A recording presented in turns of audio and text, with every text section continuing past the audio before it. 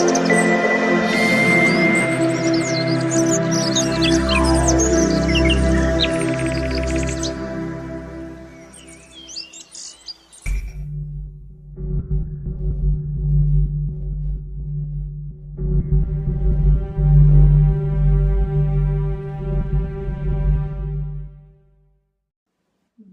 Friends, ನಾನು ಶ್ವೇತಾರಾಜೇಂದ್ರ ಮಾತಾಡ್ತಾ ಇರೋದು ಲಕ್ಷ್ಮೀ ರಾಯರ ಮಗಳು ಕನ್ನಡ ಯೂಟ್ಯೂಬ್ ಚಾನಲ್ಗೆ ತಮ್ಮೆಲ್ಲರಿಗೂ ಆತ್ಮೀಯವಾದ ಸ್ವಾಗತ.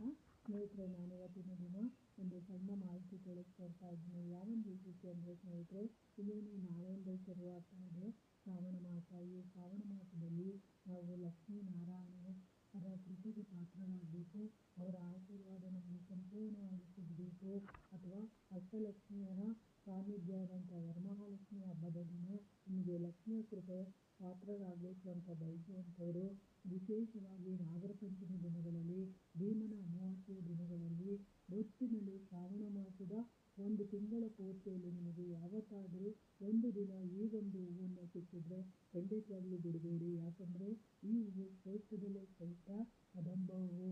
ಅದರಲ್ಲಿ ನವದುರ್ಗೆಯರ ಆಶೀರ್ವಾದ ಬೇಕು ಅಂತಂದರೆ ಖಂಡಿತವಾಗ್ಲೂ ನಮ್ಮ ಮನೆಯಲ್ಲಿರುವಂಥ ಸಾಲ ಸೋಲಗಳು ಹೋಗಬೇಕು, ಮಾಟ ಮಂತ್ರದ ಪ್ರಯೋಗಗಳು ಹೋಗಬೇಕು, ನಾವು ಅಂದ್ಕೊಂಡಿರುವಂಥ ಎಲ್ಲ ಸುಖ ಸಂತೋಷ ನಮಗೆ ಸಿಗಬೇಕು ಅಂತಂದರೆ ಈ ಒಂದು ಹೂವು ಏನಾದರೂ ನಿಮಗೆ ಸಿಕ್ಕಿದೆ ಆದರೆ ಈ ಹೂವನ್ನು ನೀವು ಕೈಯಲ್ಲಿ ಹಿಡಿದುಕೊಂಡು ಸಂಕಲ್ಪ ಮಾಡಿ ನೀವು ಇಷ್ಟಪಡುವಂತಹ ದೇವಿಗೆ ನೀವು ಸಮರ್ಪಣೆ ಮಾಡಿದ್ದೆ ಆದರೆ ಅಂದರೆ ನವದುರ್ಗಿಯರಿಗೆ ಸಮರ್ಪಣೆ ಮಾಡುವಂಥದ್ದು, ದುರ್ಗಾದೇವಿಗೆ ಸಮರ್ಪಣೆ ಮಾಡುವಂಥದ್ದು. ಅದರ ಜೊತೆಗೆ ನಿಮಗೆ ಲಕ್ಷ್ಮೀನಾರಾಯಣರ ಅನುಗ್ರಹ ಸಂಪೂರ್ಣವಾಗಿ ನಮಗೆ ಬೇಕು ಅಂತ ಬಯಸುವಂಥವರು ಈ ಹೂವನ್ನು, ಕದಂಬ ಹೂವನ್ನು ನೀವು ತಂದು ಅದರಲ್ಲಿ ನೀವು ವಿಶೇಷವಾಗಿ ಸಂಕಲ್ಪ ಮಾಡಿ, ಅಂದರೆ ನಿಮ್ಮ ಹೆಸರು, ನಕ್ಷತ್ರ, ಗೋತ್ರಗಳನ್ನು ಹೇಳಿ ನೀವು ಕೃಷ್ಣ ಅಥವಾ ರಾಧೆ ಇರುವಂಥ ದೇವಸ್ಥಾನಕ್ಕೆ ಸಮರ್ಪಣೆ ಮಾಡೋದ್ರಿಂದ ನಿಮ್ಮ ಪ್ರೀತಿ ಪ್ರೇಮ ಯಾವತ್ತಾದ್ರೂ ಜಗಳದಲ್ಲಿ ಪ್ರತಿದಿನ ಜಗಳ ಆಡ್ತಾ ಇದ್ದರೆ ಅಥವಾ ಕಿತ್ತಾಟ ಆಡ್ತಾ ಇದ್ದರೆ ಅಂಥವರ ಪ್ರೀತಿ ಮಧುರವಾಗಿ ಕೊನೆಗೊಳ್ಳೋದು, ಅಂದರೆ ತಾವು ಇಷ್ಟಪಟ್ಟಂಥ ಹುಡುಗ ಅಥವಾ ಹುಡುಗಿನ ಸೇರಿ ಮದುವೆ ಆಗುವಂಥ ಯೋಗ ಕೂಡ ಕೂಡಿ ಬರುತ್ತೆ. ಇನ್ನು ಮನೆಯಲ್ಲಿ ದಾಂಪತ್ಯದಲ್ಲಿ ಕಲಹ ಇದ್ದರೆ ಅಥವಾ ಗಂಡ ಹೆಂಡತಿಯ ನಡುವೆ ಜಗಳಗಳಿದ್ದರೆ, ಮನಸ್ತಾಪಗಳಿದ್ದರೆ ಅದೆಲ್ಲ ದೂರ ಹೋಗೋದಕ್ಕೆ ಈ ಕದಂಬವು ಸಹಾಯ ಮಾಡುತ್ತೆ. ಅದರ ಜೊತೆಗೆ ಲಕ್ಷ್ಮೀ ನಮ್ಮ ಮನೆಯಲ್ಲಿ ನಾರಾಯಣನ ಜೊತೆಯಾಗಿ ನಮ್ಮ ಮನೆಯಲ್ಲಿ ನೆಲೆಸಬೇಕು ಅಂತ ಬಯಸುವಂಥವ್ರು, ಅದರಲ್ಲೂ ವಿಶೇಷವಾಗಿ ವರಮಹಾಲಕ್ಷ್ಮಿ ಹಬ್ಬದ ದಿನದಲ್ಲಿ ನೀವು ಏನಾದ್ರೂ ಈ ಕದಂಬ ಹೂಗಳಿಂದ ಕುಂಕುಮಾರ್ಚನೆ ಮಾಡುವಂಥದ್ದನ್ನು, ಸಹಸ್ರನಾಮಾವಳಿಗಳನ್ನು ಹೇಳಿ ವಿಷ್ಣು ಮತ್ತು ನಾರಾಯಣರ ಅನುಗ್ರಹ ಸಂಪೂರ್ಣವಾಗಿ ಬೇಕು ಅಂದವರು ವರಮಹಾಲಕ್ಷ್ಮಿ ಹಬ್ಬದ ದಿನ 108 ಹೂಗಳನ್ನು ಇಟ್ಟು ನೀವು ಲಕ್ಷ್ಮಿಯ ಅದೃಷ್ಟಕ್ಕೋಸ್ಕರ ಅರ್ಚನೆ ಮಾಡುವಂಥದ್ದು, ಕುಂಕುಮಾರ್ಚನೆ ಮಾಡುವಂಥದ್ದನ್ನು, ನೀವು ಅಷ್ಟಾಕ್ಷರ ನಾಮಾವಳಿಗಳನ್ನು ನೀವು ಹೇಳ್ಕೊಳ್ಳೋದ್ರಿಂದ ಸಕಲ ಇಷ್ಟಾರ್ಥಗಳು ನೆರವೇರುವಂಥದ್ದು ಖಂಡಿತವಾಗ್ಲೂ ಆಗುತ್ತೆ ಈ ಕದಂಬ ಹೂವಿನಿಂದ.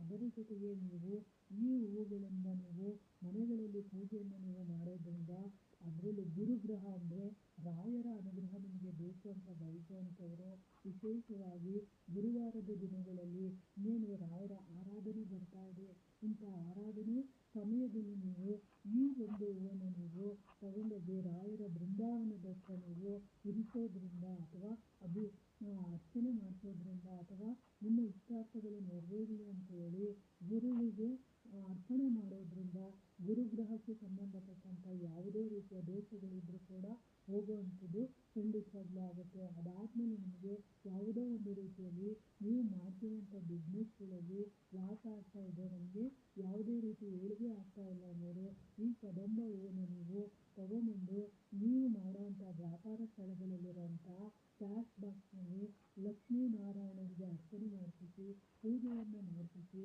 ತದನಂತರ ಆ ಹೂವನ್ನು ನೀವು ತಂದು ನಿಮ್ಮ ಕ್ಯಾಶ್ ಬಾಕ್ಸ್ನಲ್ಲಿ ನೀವು ಇಡೋದ್ರಿಂದ ಖಂಡಿತವಾಗ್ಲೂ ನಿಮ್ಮ ಆದಾಯದ ಮಾರ್ಗಗಳು ಎಲ್ಲಿ ನಿಮಗೆ ನೀವು ಮಾಡ್ತಿರೋಂಥ ಬಿಸ್ನೆಸ್ಗಳಲ್ಲೆಲ್ಲ ಲಾಸ್ ಆಗಿ ನಿಂತಿರುತ್ತೋ ಅದೆಲ್ಲ ಪರಿಪೂರ್ಣವಾಗಿ ಅಭಿವೃದ್ಧಿ ಆಗೋದಕ್ಕೆ ಈ ಹೂವು ನಿಮಗೆ ಸಹಾಯ ಮಾಡುವಂಥದ್ದು ಖಂಡಿತವಾಗ್ಲೂ ಆಗುತ್ತೆ. ಈ ಹೂವನ್ನು ನೀವು ವಿಶೇಷವಾಗಿ ಯಾವತ್ತೂ ತರ್ಬೋದು ಅಂತಂದರೆ ಈ ಶ್ರಾವಣ ಮಾಸದಲ್ಲಿ ಯಾವತ್ತಾದರೂ ತರ್ಬೋದು.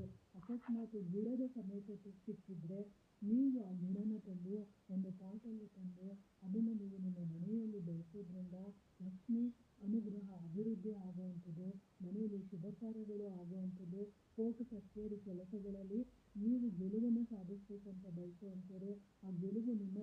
ಮಾಡೋದಕ್ಕೆ ಸಹಾಯ ಮಾಡಿಕೊಡುತ್ತೆ.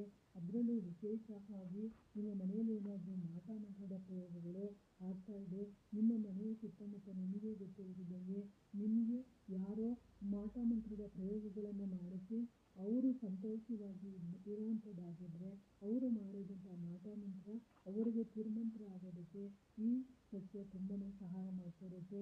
ಅದರಲ್ಲೂ ನಿಮಗೆ ಯಾವುದೇ ರೀತಿಯ ಆರೋಗ್ಯದ ಸಮಸ್ಯೆಗಳಿದ್ದರೆ ಆ ಆರೋಗ್ಯದ ಸಮಸ್ಯೆಗಳು ಕೂಡ ನಿವಾರಣೆ ಆಗೋದಕ್ಕೆ ಸಹಾಯ ಮಾಡುತ್ತೆ. ಆದರೆ ಈ ಗಿಡನ ನೀವು ತಂದು ಅದಕ್ಕೆ ನೀರು ಹಾಕಿ ಪೋಷಣೆ ಮಾಡಿ ನೀವು ಬೆಳೆಸೋದ್ರಿಂದ ನಿಮಗೆ ಅಭಿವೃದ್ಧಿ ಅನ್ನೋದು ಖಂಡಿತವಾಗ್ಲೂ ಆಗುತ್ತೆ.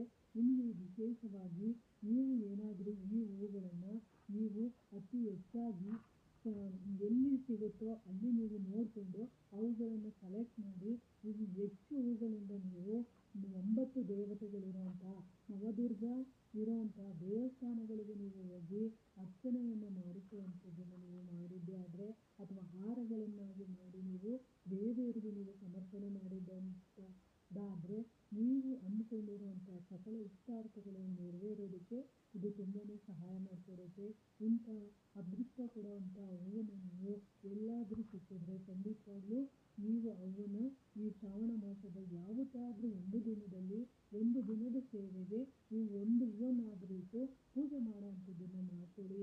ಖಂಡಿತವಾಗ್ಲೂ ಈ ಹೂವಿಂದ ಯಾವುದೋ ಒಂದು ರೀತಿಯಲ್ಲಿ ನಮಗೆ ಅಡ್ಡಿಯಾಗಿ ಇರುವಂತಹ ಆತಂಕ ಕೊಡುವಂಥ ವಿಷಯಗಳಿಂದ ನಾವು ಮುಕ್ತಿ ಪಡಿಬೋದು ಮತ್ತು ಲಕ್ಷ್ಮೀನಾರಾಯಣರ ಅನುಗ್ರಹ ಕೂಡ ಪಡೆಯುವಂಥದ್ದಾಗುತ್ತೆ. ಅದರಲ್ಲೂ ದಾಂಪತ್ಯದಲ್ಲಿ ಏನಾದರೂ ಜಗಳಗಳಿದ್ದರೆ, ಮನಸ್ತಾಪಗಳಿದ್ದರೆ ಅಂಥದ್ದೆಲ್ಲ ದೂರ ಆಗಬೇಕಂದಾಗ ನೀವು ಲಕ್ಷ್ಮೀನಾರಾಯಣರ ಜೊತೆ ಇರುವಂತಹ ದೇವಸ್ಥಾನಕ್ಕೆ ಹೋಗಿ ಈ ಕದಂಬ ಹೂವು, ತುಳಸಿ ಮಾಲೆ ಮತ್ತು ಮಲ್ಲಿಗೆ ಹೂವುಗಳನ್ನು ಕೊಟ್ಟು ಹಳದಿ ಬಣ್ಣದ ಸ್ವೀಟುಗಳು ಅಂದರೆ ಲಾಡುಗಳನ್ನು ನೀವು ಅರ್ಚನೆ ಮಾಡಿಸಿ ದಾನ ಕೊಡುವಂಥದ್ದು ನೀವು ಮಾಡಿದ್ದೇ ಆದರೆ ಖಂಡಿತವಾಗ್ಲೂ ದಾಂಪತ್ಯದಲ್ಲಿರುವಂಥ ಜಗಳಗಳು, ಮನಸ್ತಾಪಗಳು, ಕಿತ್ತಾಟಗಳೆಲ್ಲ ದೂರ ಆಗುತ್ತೆ ಅಂತ ತಿಳಿಸ್ಕೊಡ್ತಾ ಇದ್ದೀನಿ. ಈ ಮಾಹಿತಿ ನಿಮಗೆ ಇಷ್ಟ ಆಗಿದೆ ಅನ್ಕೊಳ್ತೀನಿ. ಪ್ರೀತಿಯ ಧನ್ಯವಾದಗಳು ಸ್ನೇಹಿತರೆ.